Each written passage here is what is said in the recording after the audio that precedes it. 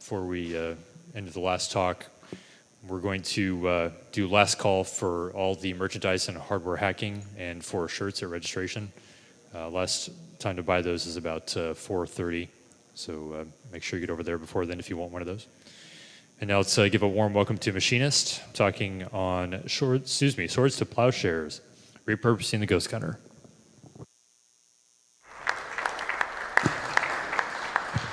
Hello, friendos. Good to see y'all. Hope you're having an enjoyable LayerOne thus far. Like, we're all still here and alive, so I guess at least us in this room are doing good. So, welcome. This is Swords to Plowshares. So Ravine unfortunately couldn't be here with us today. He had to go off to Canada, go do some floppy head BDI thing. So it's just going to be me, but that's okay. This is Ravine's machine, and he's the one who knew a whole ton about it, so that's why I tried to include him here. Me, myself, my background, as you can guess, I do machining type things, and this is actually a little benchtop CNC machine when you look at it under the hood. So any Second Amendment friends out there in the crowd? Yay, a couple of you. Happy Memorial Day if any of y'all served. So let's see. If you're familiar with a ghost gunner, it's a CNC mill, but it's very purpose-built. It only does one thing. It only is supposed to make an AR-15 lower receiver. Specifically, it converts one that is starting at an 80% finished complete state that the ATF doesn't care about, you don't need to have a serial number on it, to plop it in this machine, execute some code, and bam, now you have a piece of metal that goes bang and has no serial number on it. So the purpose of my talk, however, total disclaimer, I'm not a gun owner, I'm not really that much of a gun guy, I think mechanical things are kind of cool. So what I did here is I RTFM for you. Looked underneath the operating system here. It runs Gerber, and through this talk, I'll show you guys how to operate this machine like a generic CNC machine. So, random inspirational quote, great. Already babbled this about you guys. Definitely a gray area of the law, especially in California nowadays. I think the whole law's changed where everything has to have a declared serial number, and it's bad news if Johnny Law finds you with a piece of metal that goes bang and it tends to be undocumented, but the dang libs, right? So we've all heard of the AR-15. Some of us probably have them or seen them. Usually it's in the context of this being like an assault weapon, right? Like the AR-15 model was specifically designed as a military weapon, I believe, or the M16 format, and the AR-15 is derived from that. Anyway, it's a popular format out there, but just like assault weapon is, hacker is kind of a scary term for those of us not in the know, so who cares? So just a couple examples. AR-15 comes in either rifle or pistol format in various shapes or sizes. These are just a couple of the Fortnite add-ons you can get for these things, Fortnite skins. And this is the 80%. This is the block of metal that nobody really cares about. It's missing a couple of crucial features that allow it to be a firearm. Particularly, there's a couple of holes on the side here, and from the top side that you can't see, there needs to be a big piece cut out for the mag well, so like the trigger operating mechanism can work. And that is why this machine here is in such a weird, funky format. It's brick shaped because that's exactly what it's meant to fit, nothing else. So we're talking about sketchy pieces of metal, right? Just like a lot of us are familiar with, our random, Kazaa BitTorrent downloads we've done over the years. There's also such things as like sketchy numbers, sketchy ones and zeros, and in this case, sketchy pieces of sheet metal. So this is just one example of sketchy pieces of sheet metal that go along with the AR-15 group. Do not put this thing in your gun. Do not have this thing at all without a tax stamp on it, just warning you. Same thing with this little sketchy piece of metal. I don't know where we could ever find a sketchy piece of metal to drop in another sketchy piece of metal, but yeah, don't make these things at home either.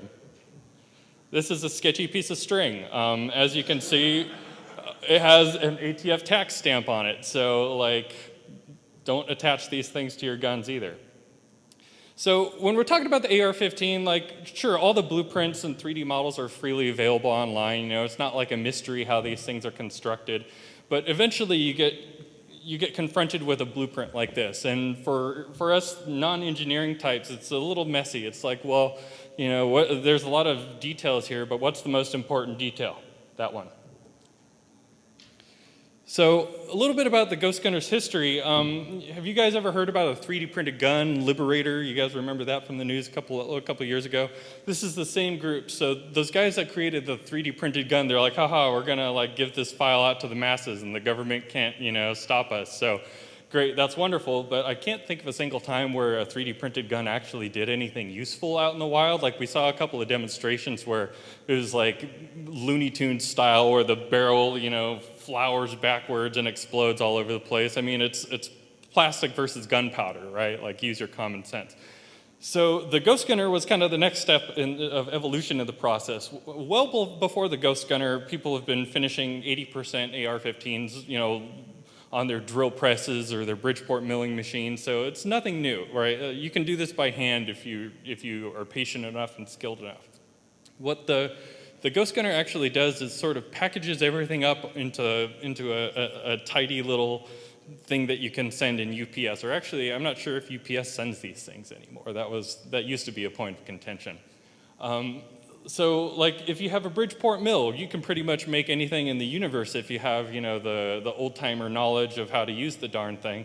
So that's what pretty much kept the ghost guns out of the hands of a lot of people, because, you know, most people don't have, you know, the time or the skill set or, you know, a garage floor with, you know, concrete and three-phase power they can hook up their Bridgeport milling machine to. So it's usually been relegated to, you know, hobby machinists or, you know, people with access to a small factory.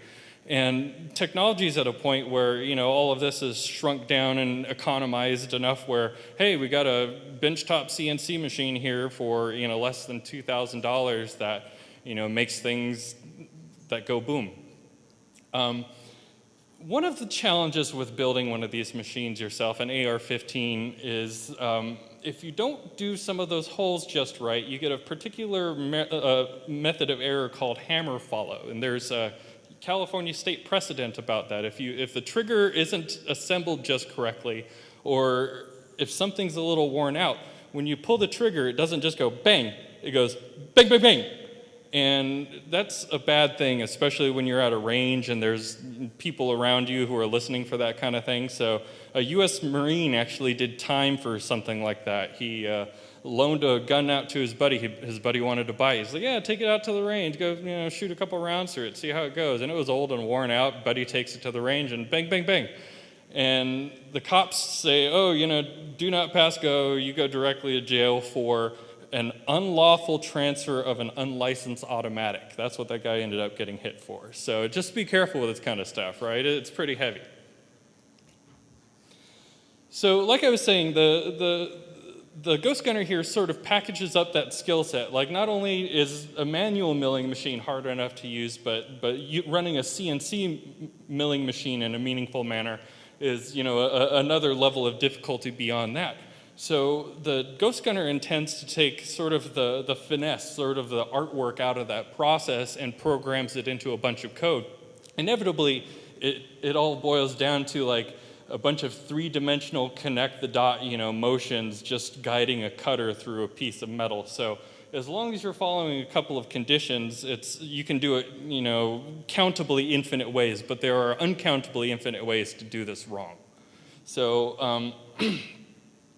I'm not going to show you the entire art of CNC machining, but I want to show you a couple of the steps, especially with a machine like this, which is an impressive piece of hardware, to use it for more than just something that makes firearms, that makes weapons. I want to show you how to use this as like a general purpose milling machine. So why this thing, right? Like there's all sorts of milling machines you can get off of like eBay or Alibaba or whatever. Like what's so special about this thing? Well, first of all, I'm not sure if you guys saw me lugging this thing in here. It's massive, and with the milling machine in particular, you want the units to have some lead in their butt, right? Like that's what makes the difference between like, a Harbor Freight lathe versus, something that was made in America in like 1930 that's like 10 times the size. Even though it's about the same work volume, you need that kind of a weight behind a machine to counteract the cutting forces, right? Like there's minimal but significant cutting forces at the cutting edge of the spindle on this machine, and the mass of the rest of the machine behind it is doing all the resistance against that, not only the motors, but the screws and the actual frame itself. So it really needs a big, thick, beefy frame with nice thick linear rails to resist all that, to keep from flexing once it's engaging in the cut. So I mentioned ball screws, so that's something kind of unusual in a machine this size. Usually what you find in a machine this size are Acme rods. They're like 29-degree linear transfer. It's a very special shape. I'm sure you've seen them on screw threads on old machines, but the difference between ball screws and Acme screws is ball screws are a higher level of manufacture.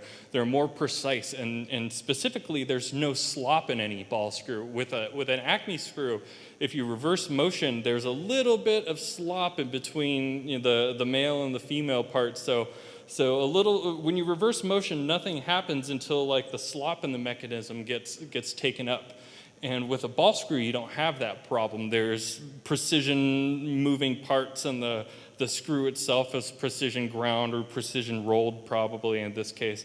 And it just allows for a higher degree of control of the motion. And with the one key difference with a CNC machine having ball screws is that allows you to do climb cutting. So typically on like a Bridgeport machine, you need to have the cutter loaded up in a specific way, so all of the slop is always up against one side of the screw, and you can only take gentle, moderate depth cuts using that technique. But things like CNC machines, they can go the other direction. They can climb cut with carbide tools and make use of the inherent rigidity of the machine. So that's kind of a neat departure on the manufacture of this machine. The one thing that doesn't really make a whole lot of sense is ball screws using stepper motors. Now, if you're using ball screws, you would typically want to have servo motors guiding them behind them, because servo motors are continuous and they hold firm in all positions, where a stepper motor holds firmest at its discrete rotation location, right? It doesn't have, it has any one of like 200 possible locations it can go through its entire range of rotation, any one of those discrete locations. But while it's moving, it doesn't have nearly as much holding torque as when it's holding still. So just one of the little departures of the two motor types. And you would expect to see something like this on a lower grade piece of hardware, because stepper motors do not need any kind of feedback. They don't need a closed loop system with encoders talking on the shafts that make the machine know that it's in the exact position that it's commanded to be in. That's something you would find on a much higher end piece of equipment. Definitely something that's not running on Arduino hardware.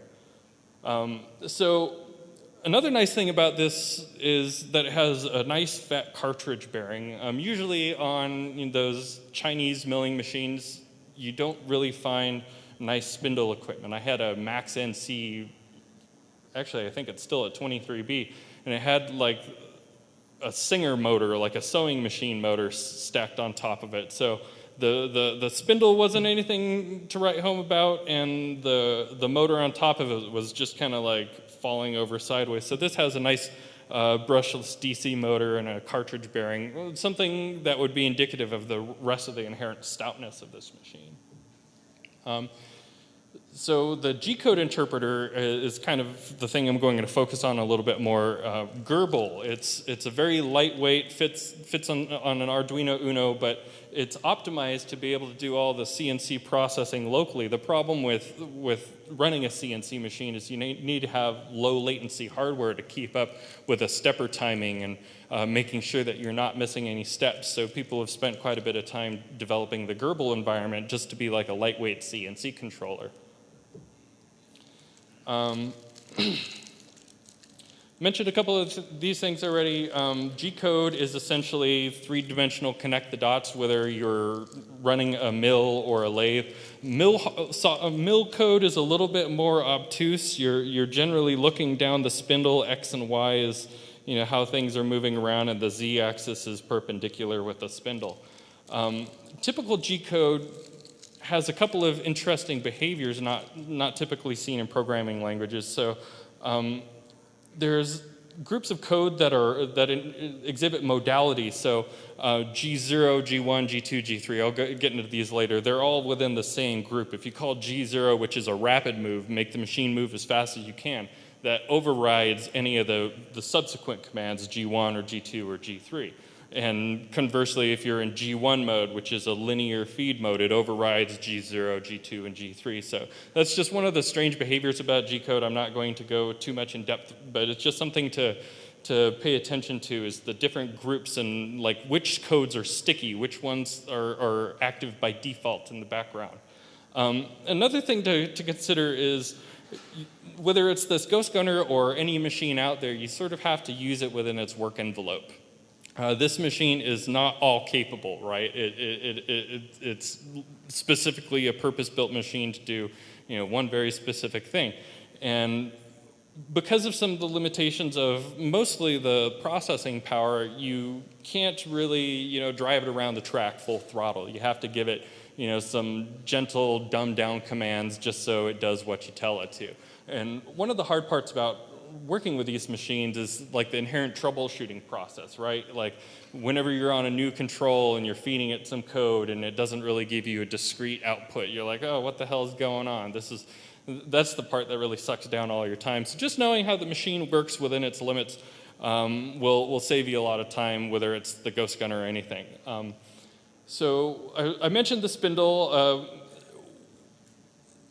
So being a machine of limited capability, if we were just executing some manual commands to turn on the spindle, I say S1000M3 if I want to turn on the spindle at 100 RPM, nothing would happen. You RTFM and you can see that, the spindle only has an operating range of 3 to 10,000 RPM. The spindle is also kind of low powered too, right? Like 125 watts max, and you generally don't want to run these things more than 50% continuously. So we're talking, 60 watts of total cutting power. It'll get a little bit of work done, but you can't ask a whole lot of it. That's what I'm saying.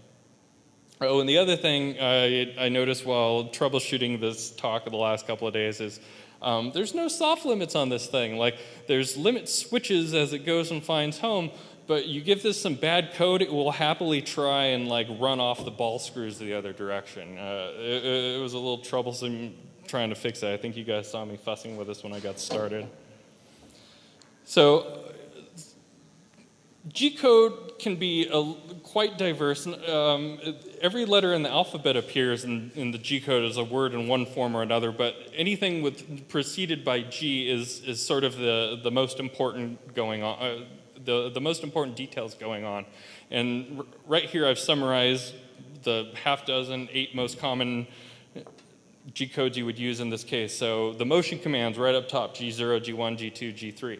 G90, G91, those are also important when you're doing some diagnostic moves. So the difference between absolute and incremental positioning, right? Like if I'm home and I say move 1 inch, okay, it'll move 1 inch right there. Say move 1 inch again and it doesn't move any at all. That's because I would be using absolute programming, right? It's 1 inch in machine coordinates. But if I say G91, move 1 inch, okay, move 1 inch again, oh, it moves an inch again, so on and so forth. A couple of larger commands that are important to know. So G90, G53, X0, Y0, Z0. So that's send the machine to its home coordinates, just an important diagnostic. G20 or G21, I'm not sure if this machine even reads in inch mode, but I wasn't even going to try, just fed everything in millimeters and everything's happy. Couple important conversions to know. For converting one way, you multiply by 25.4. Converting the other way, 0.03937, you're fine. You don't need a calculator beyond that. G54 that calls up the work coordinates. So not only does the machine have its own work coordinates all starting at 0, but you can also set your work coordinate, like if I had a part in here or a little thing I wanted to draw, and instead of 0 being all the way at the ends of the travel of the machine, I wanted the 0 to be some arbitrary spot. That's what you would use. You have to set G54 with a command found at the bottom of the screen here. That's the one peculiarity about running Gerber that you generally don't have to deal with on a typical CNC machine, is having to set the coordinates inside of code. It's possible, just kind of one of those weird reach around things you have to do with this machine. Just above that, S5000M3, just a typical spindle command. 3 to 10,000 RPM is fine. It even does a reverse, which is kind of neat.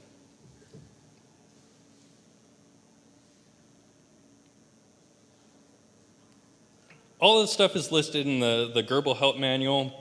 I think this is running Gerber 0.9. The most recent Gerber version is 1.1. I don't know if there's a distinct difference. This is also the Ghost Gunner version 1. They're on now version 2, which not only makes the AR-15, but the AR-10 platform lower. So kind of an interesting thing.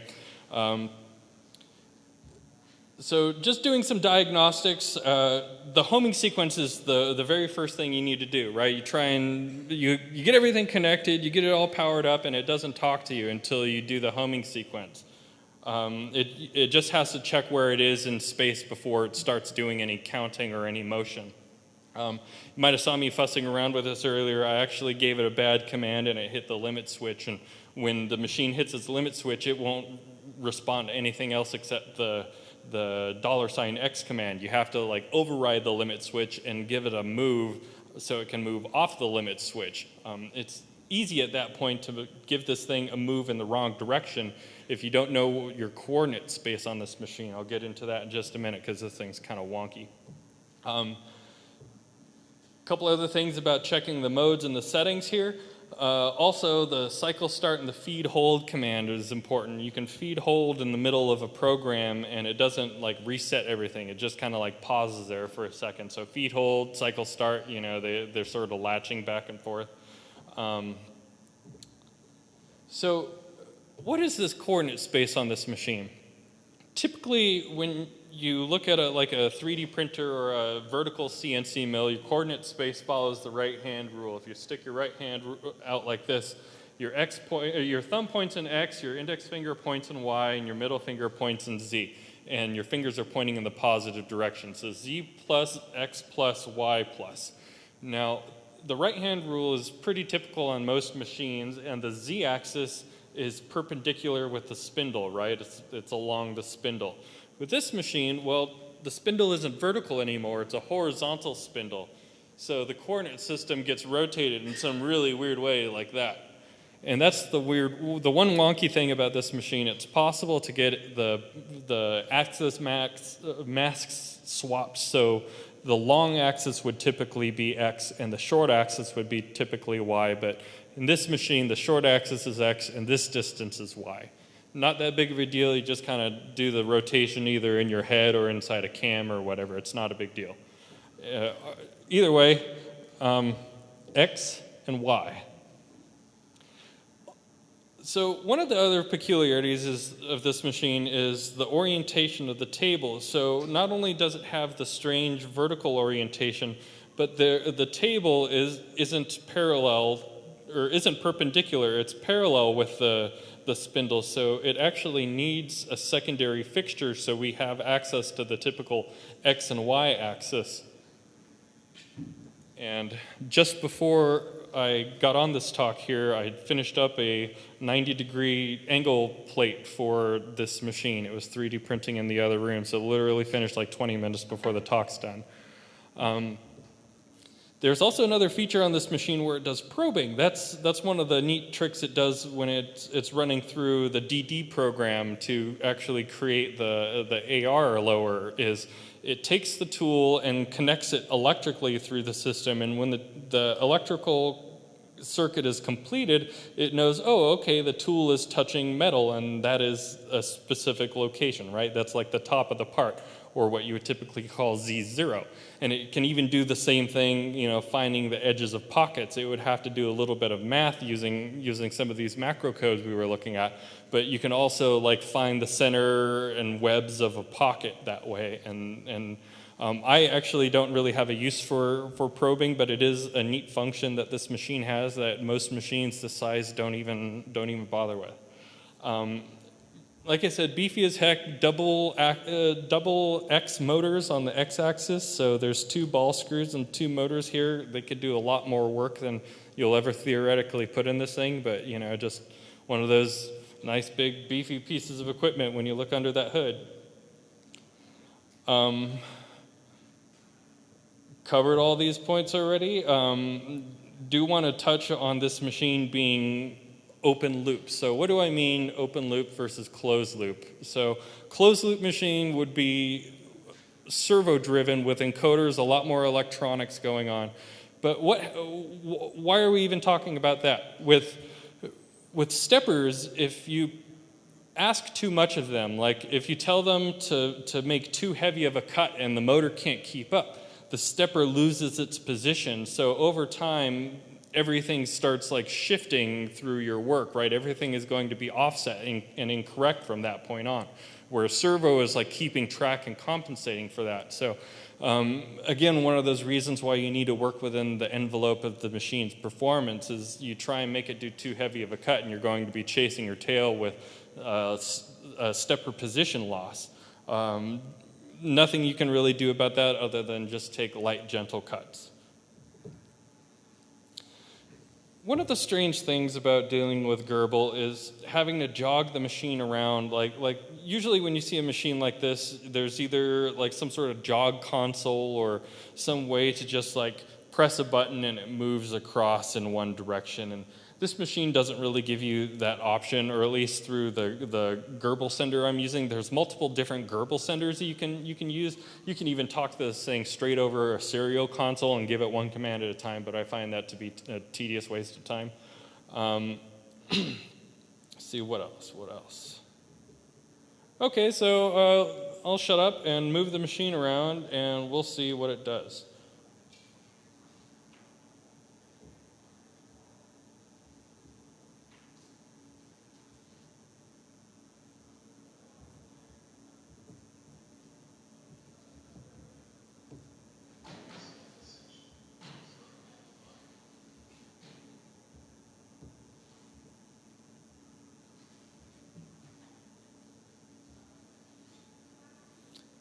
Machine is now talking.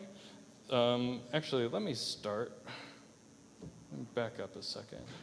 Show you the hard way first.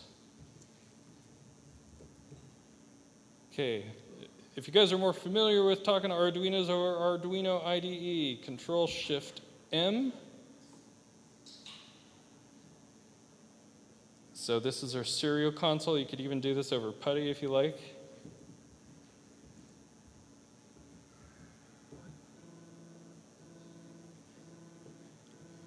So I sent it the $H for the home sequence. The machine does its little dance, finding the home switches and backing off and double checking its location. Okay, cool. Now, from its machine home position, the machine home position is different than the limit switch position. So being able to send this to machine home is G0 go fast, G90 go in absolute coordinates, G53 in machine coordinates, X0, X0, Y0, Z0.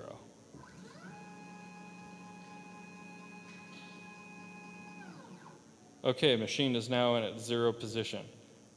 Doesn't tell you a whole lot here. So that's why I like something a little more verbose than a serial console. Universal G-code sender is what I ended up using for this project, but there's dozens of different flavors of G-code senders or whatever that will talk to Gerber.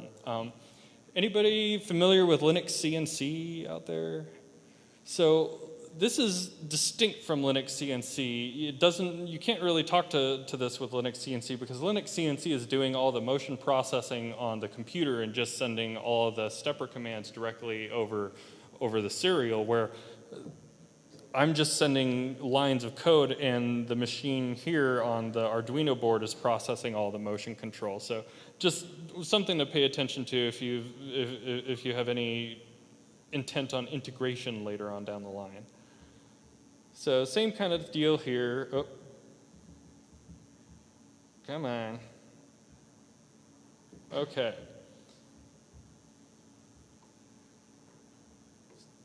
Okay, we're connected. We've got an alarm because we haven't gone through the home sequence yet.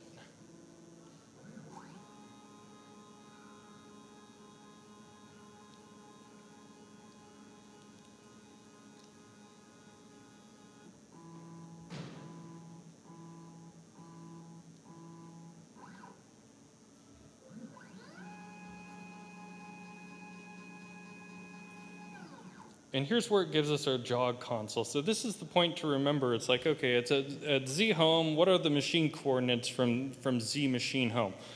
Most machines out there in the world will have all of their coordinates in negative space. This is one of the most important details I have to share for you.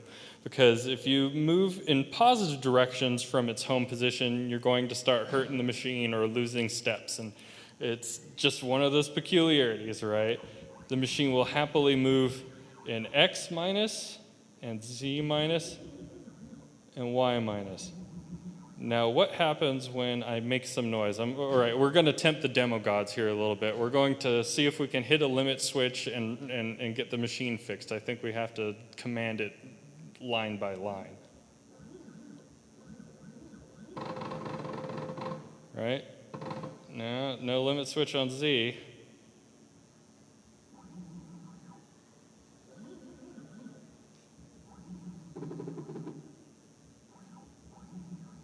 Oh, this doesn't even care about the limit switches. Okay, well, cool. We tempt the demo gods, and I'm not going to tempt them any more than that. So the terrible clicking noise you heard was stepper loss, right? Like the machine was trying to move, but the actual mechanism of the sliding parts were blocking. They were getting in the way. There was no more physical room. So the clicking was the actual motors just sort of vibrating in an uncomfortable way.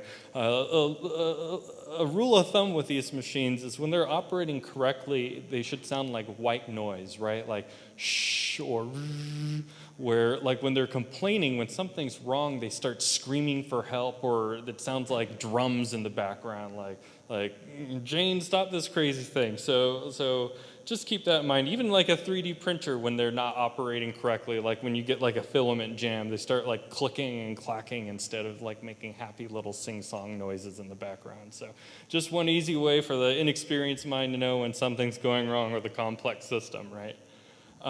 Okay, so we can move this machine around, great. Like I just screwed it up because we lost some steps, so it's sort of like lost where it is in space. You just run the homing sequence one more time, and hopefully it doesn't make those terrible noises, and oh, okay, it found its home, good.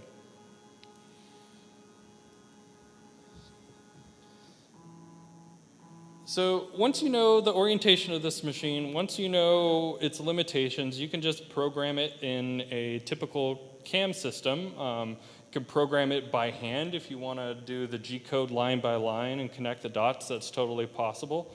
While my fixture was finishing, like half an hour before my talk, I got some Hello World program here lined up, just treating it like an engraving. So I just took an arbitrary tool that was already in the programming toolbox. This is a Fusion 360, by the way. It's what I like and what I use. Basically, any program that outputs G-code will eventually cut your part. It's just, how much do you want to bash your head up against the keyboard to get to that point? So I'm just having it follow the diagram of Hello World. Nothing too special about it. And most competent CAM systems will also output G-code meant specifically for the Gerber processor.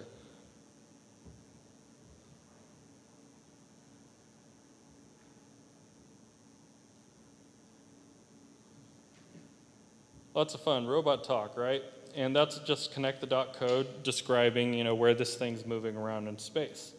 I did mention earlier about the one trick needing to set work coordinates. So assuming I had a fixture like this, and I wanted to place it somewhere here on the part, I need to call a specific work coordinate at whatever location my part starts, right? Like I'll do this here in a minute after the Q&A just to sort of complete the cycle, but I got some blank playing cards here from Mr. Bot, and we'll do some Sharpie engraving on this machine.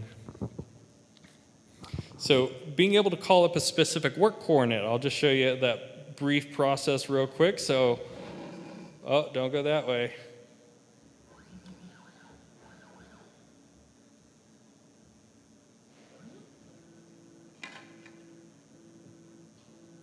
Third time's a charm.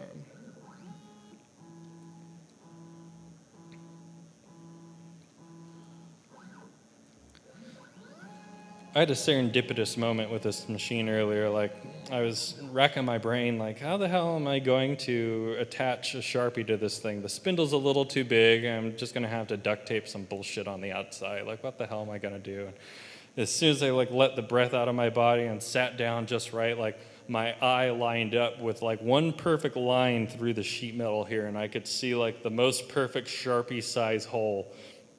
I put the Sharpie in there and tiniest little bit of wiggle room, right? Right next to the spindle. Perfect. I'm not sure if you can even see it in there, but just right. I actually had to cover it with a little piece of tape just to take up that last little bit of slop, and it's even backed up on the backside. And that was the most beautiful thing that's happened to me all week. Just perfect fit, right? So the machine is home. We'll return to 0. And we'll just jog it around to some random location. I mentioned this code earlier. Right here, this is the magic code, G10, L20, P1, X0, Y0, Z0. So whatever coordinate the machine is at, you execute this code, and it overwrites that specific coordinate into the G54 work coordinate. G54 is the typical work coordinate that you would be using. It's just like number 1. So I would call that out right there, and the machine would begin that program from that point. Now that's what I didn't show you in CAM, is remember my right hand rule. I'm not sure if you can see this little triad over here.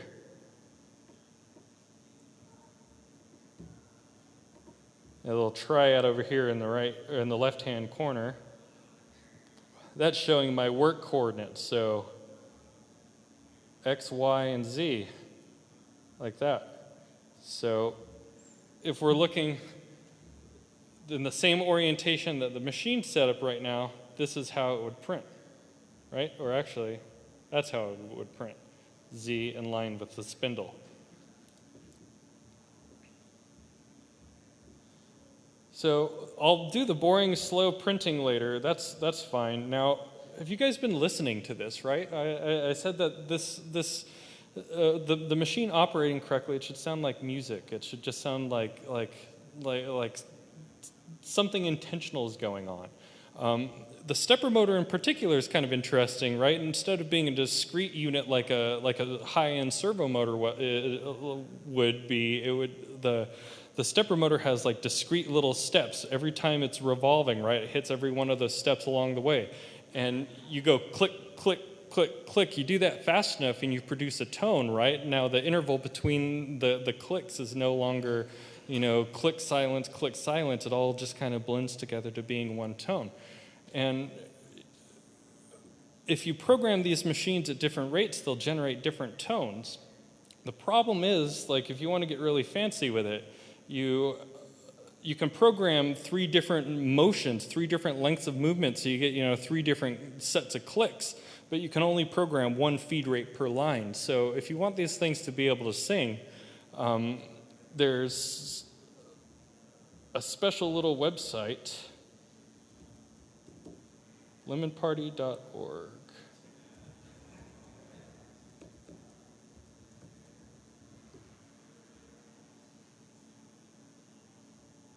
This guy right here, if you feed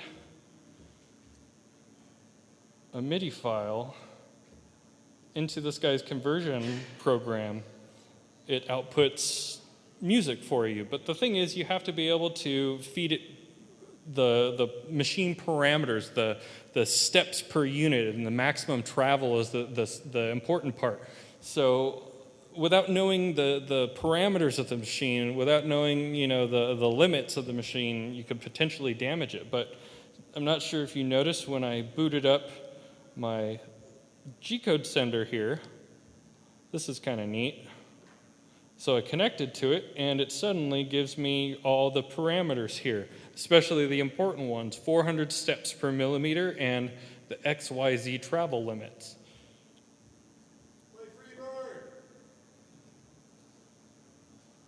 Okay. Actually, I'll go with my prepared stuff. I'm not going to attempt that demo guide just because of this troll right here.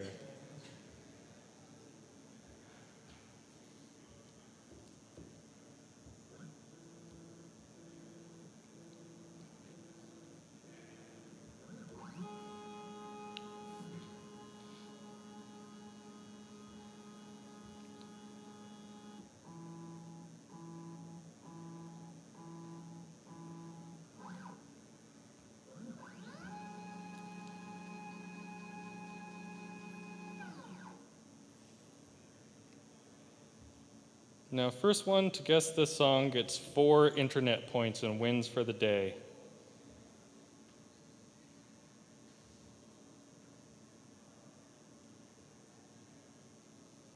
And that's what the program looks like. That's the motion it's going to make.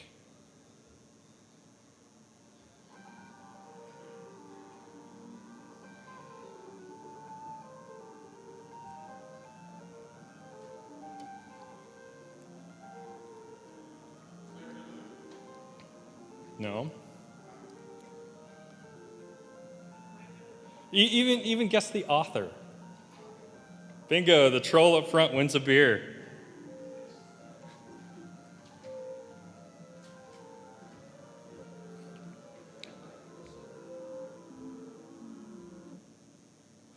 Okay, so I think that's the end of my demo here real quick. I'll open this up for any Q&A if you guys have any specific questions or comments or anecdotes or possibly lewd jokes, I don't know.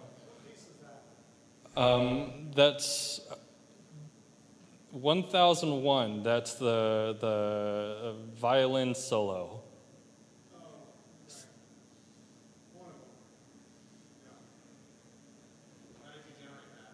Using that home constructor website, knowing the parameters of the machine from either calling them up using the #S or just looking at the console log. And after you input a MIDI to this right here, what is it called? MIDI to GCode. You input a MIDI and the parameters of the machine. So I'll just plop in a MIDI here real quick.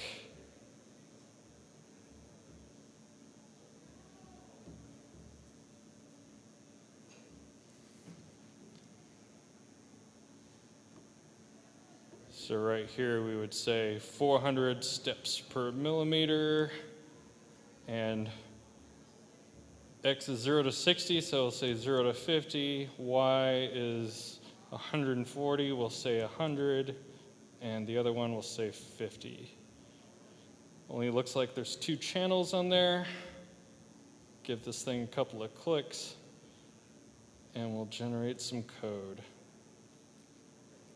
Now, this is another reason why it's important to know your machine, because, obviously you don't want to run any random G-code on your machine for, sake of damaging the thing. So I've been sitting here ranting and raving about the coordinate system and how to deal with all of that. This code is beautiful. It does wonderful things. I would never even imagine trying to do that by hand, but the problem is all the code is in the positive coordinate space. So you just do a quick like search and replace and flip every x to an x minus and you're good. Just make sure that the line right there that says x0, y0, z0 does not have -0. Computers don't like that. Okay, any other questions? What's a ball screw? So let's ask Google. So ball screw. So instead of just like an old school like transmission device, the ball screw it has like very nicely ground parts and like a recirculating ball mechanism, so there's no slop, right? There's zero backlash, but they're more expensive, they're harder to manufacture, they require a little more care, rather than the old school Acme rod, Acme thread. This is what a ball screw is used instead of, right? Not ground with a radius and the matching part looks just like the reverse, right? This is the old technology, or the low end stuff. Any other questions?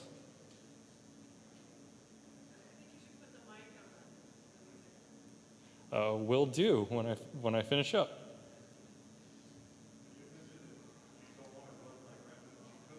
Mm-hmm.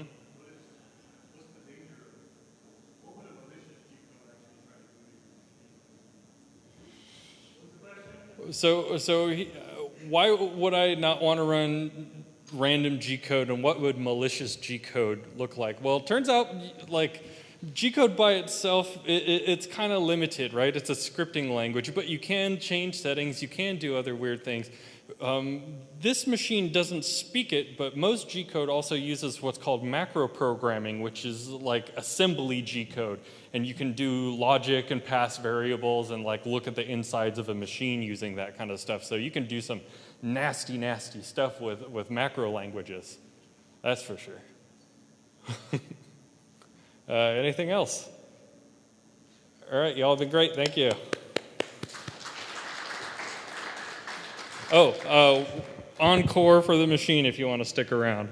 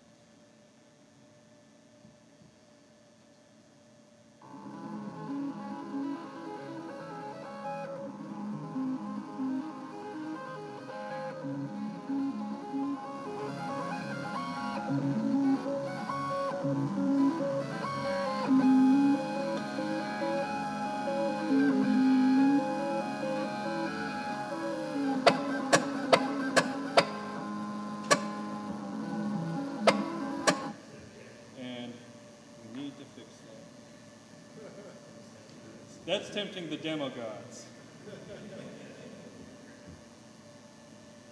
Okay, guys, that's what I got. Thank you.